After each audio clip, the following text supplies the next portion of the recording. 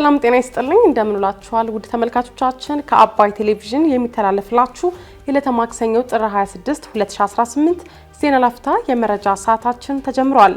ኢትዮጵያ የህዳሴ ግድብን ለመገንባት ከማንም አንድ ብር አልተቀበለችም ሲሉ ጠቅላይ ሚኒስትር አብይ አህመድ መግለጻቸውን በአማራ ክልል በራያ ቆቦ ከተማ ጦርነትን የሚያወግዝ ህዝባዊ ሰላማዊ ሰልፍ መካሄዱን የኢትዮጵያ አየር መንገድ ለቀናት አቋርጦት የነበረውን ወደ ትግራይ የሚያደርገውን በረራ በዛሬው ዕለት ዳግም መጀመሩ መገለጹን ጨምሮ ሌሎች መረጃዎችን ይዘንላችሁ ቀርበናል። ዜናዎችን እየመራው ሀና ፍስሐ ከእናንተ ጋር ቆይታ አድርጋለሁ። አብራችሁን ቆዩ። ኢትዮጵያ የህዳሴ ግድብን ለመገንባት ከማንም አንድ ብር አልተቀበለችም ሲሉ ጠቅላይ ሚኒስትር አብይ አህመድ ገለጹ። የህዝብ ተወካዮች ምክር ቤት በዛሬው ዕለት መደበኛ ስብሰባውን ያካሄደ ሲሆን ከአባላቱም በምክር ቤቱ ለተገኙት ጠቅላይ ሚኒስትር አብይ አህመድ ምላሽና ማብራሪያ የሚፈልጉ ጥያቄዎች ተነስተዋል። የምክር ቤቱ አባል አምባሳደር ዲና ሙፍቲ ብሔራዊ ጥቅማችን ከስልጣንና ከቡድን ጥቅም ጋር መተሳሰሩ ለሀገር ስጋት ሆኗል፣ አንዱ እንደ ድል የሚያዩን ሌላው እንደ ስጋት የሚቆጥርበት አስከፊ መከፋፈል ውስጥ እንገኛለን ሲሉ አንስተዋል። በመሆኑም ብሔራዊ ጥቅሞቻችንን ለይተን በአንድነት እንድንቆም ለማድረግም መንግስት ምን እየሰራ ነው ሲሉም ጠይቀዋል። የአማራ ብሔራዊ ንቅናቄ አብን የፓርላማ ተመራጭ የሆኑት ዶክተር አበባው ደሳለው በበኩላቸው የሰላም እጦት በዋነኝነት ግጭት ባለባቸው በአማራ፣ በኦሮሚያ፣ ትግራይና ጋምቤላ ይስተዋላል ብለዋል። ይህንን የሰላም እጦት ለመቅረፍ በተደጋጋሚ ጊዜ የታጠቁ ኃይሎች መካከል እውነተኛ ድርድር እንዲደረግ፣ የፖለቲካ እስረኞች እንዲፈቱ፣ የንጹሃን ጥቃት እንዲቆም ላለፉት 3 ዓመታት ወትውተናል በሚል ገልጸዋል። በአማራ ክልል በጫካ ከሚንቀሳቀሱና ከመንግስት ጋርም ድርድር ካላደረጉ የታጠቁ ኃይሎች ጋር መንግስት ለምን ድርድር አያደርግም ሲሉ ጠይቀዋል። የኑሮ ውድነቱ ዝቅተኛ ገቢ ያላቸውን እየጎዳ ይገኛል። ይህ ችግር በቀጣይነት ለመፍታት ምን እየተሰራ ነው? የህዝብ ሚዲያዎች ለተፎካካሪ ፓርቲዎች የሚዲያ ሽፋን ለመስጠት ለምን አልቻሉም?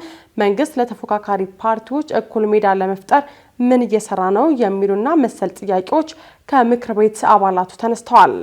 ከአባላቱ ለተነሱላቸው ጥያቄዎች ምላሽና ማብራሪያ የሰጡት ጠቅላይ ሚኒስትር አብይ አህመድም የህዳሴ ግድብን ያለምንም ብድርና እርዳታ በኢትዮጵያውያን አቅም ሰርተናል ሲሉ ገልጸዋል።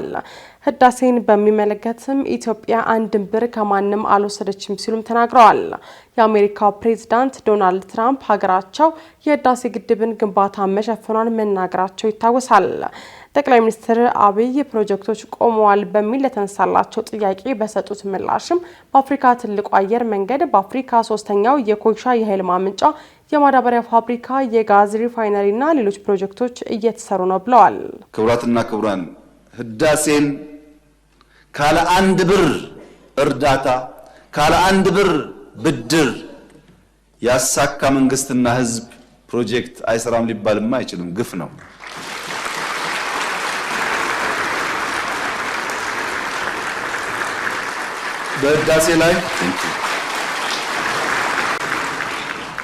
በህዳሴ ላይ አንድም ብር እርዳታ አንድም ብር ብድር ኢትዮጵያ አልወሰደችም። በጀግኖች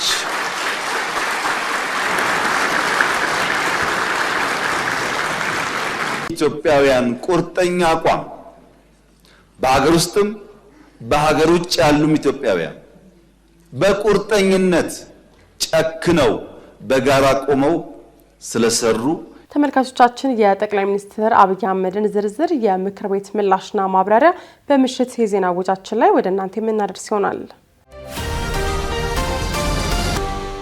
በአማራ ክልል በራያ ቆቦ ከተማ ጦርነትን የሚያወግዝ ህዝባዊ ሰላማዊ ሰልፍ ተካሄደ።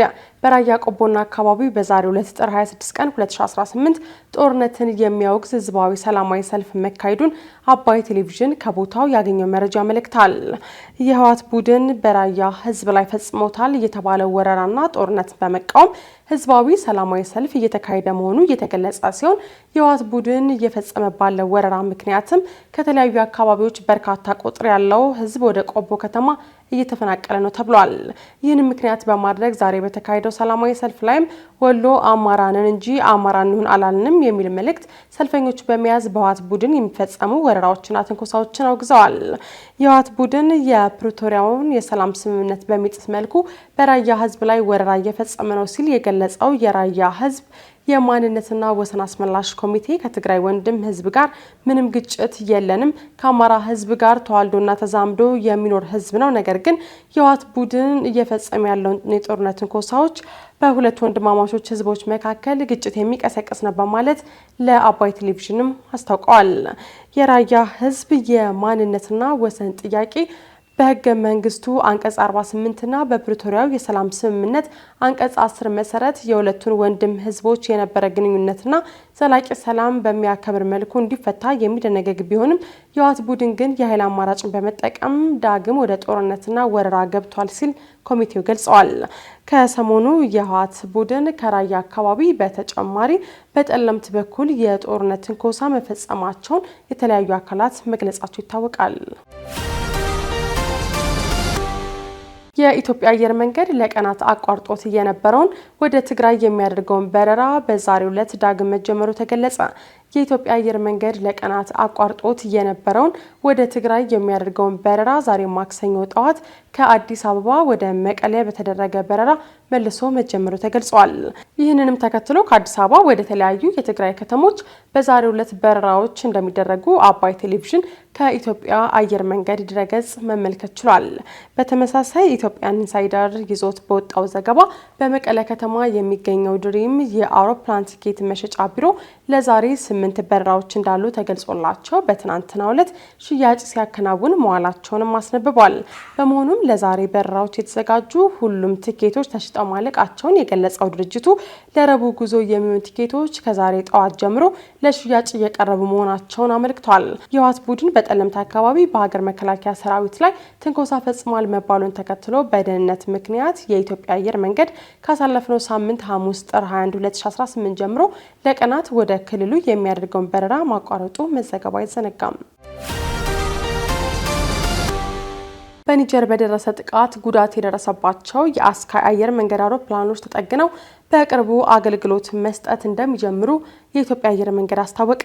ባሳለፍነው ሳምንት ሐሙስ ጥር 21 2018 ሌሊት በኒጀር ዋና ከተማ ኒያሚ አውሮፕላን ማረፊያ በደረሰ ጥቃት ሁለት የኢትዮጵያ አየር መንገድ አጋር በሆኑ የአስካይ አየር መንገድ ቦይንግ 737 አውሮፕላኖች ላይ መጠነኛ ጉዳት መድረሱ መዘገቡ ይታወሳል።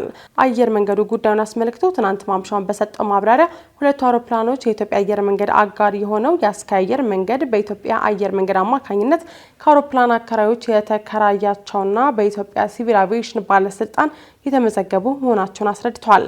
የኢትዮጵያ አየር መንገድም በአውሮፕላኖቹ ላይ የደረሰውን ጉዳት ለመገምገም የቴክኒክ ቡድን ወደ ስፍራው የላከ ሲሆን ቡድኑ ባደረገው ምርመራ የጉዳቱ መጠን መጠነኛ መሆኑን አረጋግጧል። አየር መንገዱ በአሁኑ ወቅትም የጥገና ስራዎች እየተከናወኑ መሆኑን ጠቅሶ አውሮፕላኖችም አስፈላጊውን የደህንነት መስፈርት ካሟሉ በኋላ በአጭር ጊዜ ውስጥ ወደ መደበኛ የበረራ አገልግሎት እንደሚመለሱ አስታውቋል።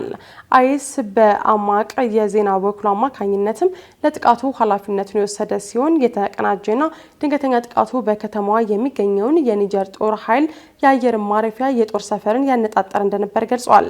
በከባድ የጦር መሳሪያ ተኩስና በፍንዳታ የታጀበው ይህ ጥቃት በአማካኝ ለ30 ደቂቃዎች የዘለቀ ሲሆን የአየር መከላከያ ስርዓቶች ጥቃቱን ለመመከት ሲንቀሳቀሱ እንደነበርም የዓይን እማኞቹ ገልጸዋል። የኒጀር መከላከያ ሚኒስቴር ባወጣው መግለጫ በጥቃቱ 20 አጥቂዎች መገደላቸውንና 4 ወታደሮች መቁሰላቸውን አስታውቋል። የኒጀር ወታደራዊ መንግስት መሪ ጄኔራል አብዱራህማን ቲያኒ ጥቃቱን በማክሸፍ ረገድም የሩሲያ አጋሮች ላደረጉት ሙያዊ ድጋፍ ምስጋና አቅርበዋል።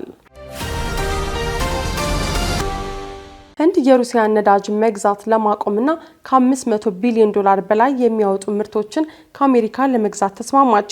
የአሜሪካው ፕሬዚዳንት ዶናልድ ትራምፕና የህንዱ ጠቅላይ ሚኒስትር ናሬንድራ ሞዲ በሁለቱ ሀገራት መካከል የነበረውን የንግድ ውጥረት የሚያረግብና አዲስ የኢኮኖሚ ምዕራፍ የሚከፍት ስምምነት ላይ መድረሳቸውን አስታውቀዋል።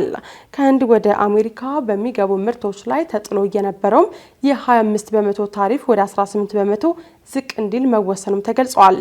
ህንድ ከሩሲያ ነዳጅ መግዛት ለማቆም የተስማማች ሲሆን በዚህ ምክንያት ቀደም ሲል በቅጣት መልክ ተጥሎባት የነበረው የ28 በመቶ ተጨማሪ ታሪፍ ሙሉ በሙሉ ይነሳላታል ተብሏል።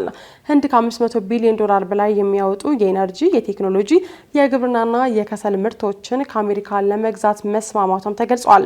ሁለቱ ትልቅ ኢኮኖሚዎችና ግዙፍ የዓለም ዲሞክራሲ ሀገራት አንድ ላይ ሲሰሩ ህዝባችን ይጠቀማል፣ በሁለትዮሽ ጥቅም ላይ ለተመሰረተበት ትብብርም ትልቅ እድል ይከፍታል ሲሉ የህንዱ ጠቅላይ ሚኒስትር ገልጸዋል። የሁለቱ ሀገራት ግንኙነት አሜሪካ በህንድ ምርቶች ላይ እስከ 50 በመቶ የሚደርስ ታሪፍ ከጣለች ወዲህ ሻክሮ የቆየ ሲሆን በተለይም ህንድ ከሩሲያ ነዳጅ መግዛቷን ተከትሎ ተጨማሪ የቅጣት ታሪፎች ተጥለውባት እንደነበር ይታወሳል። ይህ ስምምነት ግን የተቋረጠውን የንግድ ልውውጥ እንደሚያነቃቃውም ተስፋ ተጥሎበታል ተብሏል። ይህ የአሜሪካና የህንድ ስምምነት ይፋ የሆነው ህንድ ከአውሮፓ ህብረት ጋር ለሁለት አስርት ዓመታት ያህል ስትደራደርበት የነበረውን የነፃ ንግድ ስምምነት ባጸደቀች በሳምንት ባልሞላ ጊዜ ውስጥ መሆኑም ትኩረት ስቧል።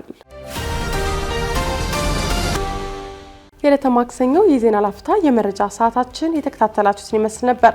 አብራችሁ ስለቆያችሁ ከልብ እያመሰገን በያላችሁበት መልካም ቀን